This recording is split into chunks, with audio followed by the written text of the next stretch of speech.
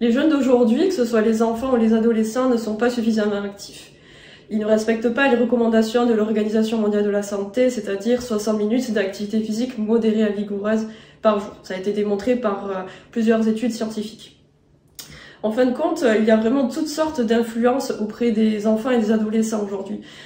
C'est pas tout de dire ils sont pas suffisamment actifs, mais il y a énormément de facteurs qui influencent leur comportement. Pas forcément uniquement leur comportement d'activité physique, mais aussi leur niveau de sédentarité ou encore leur comportement nutritif, etc. Alors, il y a un modèle qui s'appelle le modèle socio-écologique, qui a été d'abord proposé par un auteur qui s'appelle Bronfenbrenner en 1975, alors ça date un petit peu, qui lui a justement travaillé sur tous ces facteurs d'influence qui justement influencent les enfants et les adolescents au quotidien, que ce soit sur des comportements de santé ou autres. Et ce modèle a été repris un peu plus récemment par Salis et Hall, donc c'est des auteurs qui sont américains, qui travaillent justement sur les facteurs d'influence, mais qui sont spécifiques à l'activité physique des enfants et des ados.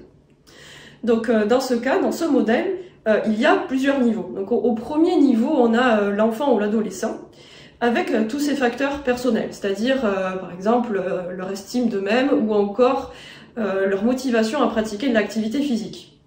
Et il y a plusieurs facteurs d'influence. Le deuxième niveau, ça va être les facteurs interpersonnels. Alors ces facteurs interpersonnels, ça va être des facteurs qui sont proches, par exemple, de l'enfant ou l'adolescent, par exemple les parents, les amis, ou en tout cas la famille de manière globale, les réseaux sociaux et bien sûr les enseignants. On a un troisième niveau, ça va être tout ce qui va être facteur environnemental et organisationnel. Ce niveau est très important parce qu'on y retrouve par exemple l'école, où se trouve l'enfant, ou le collège où se trouve l'adolescent, voire le lycée, mais également le quartier fréquenté ou le quartier où l'enfant ou l'adolescent va habiter, qui vont aussi influencer son niveau d'activité physique.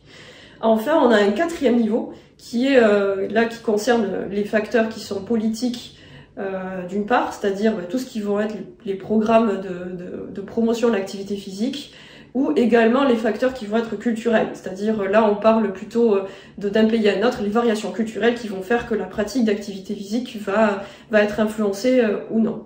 Alors en ce moment on parle beaucoup des 30 minutes d'activité physique quotidienne qui sont proposées au sein des écoles, donc là par exemple il s'agit d'un facteur qui va être environnemental, donc c'est situé au niveau 3 de ce modèle socio-écologique.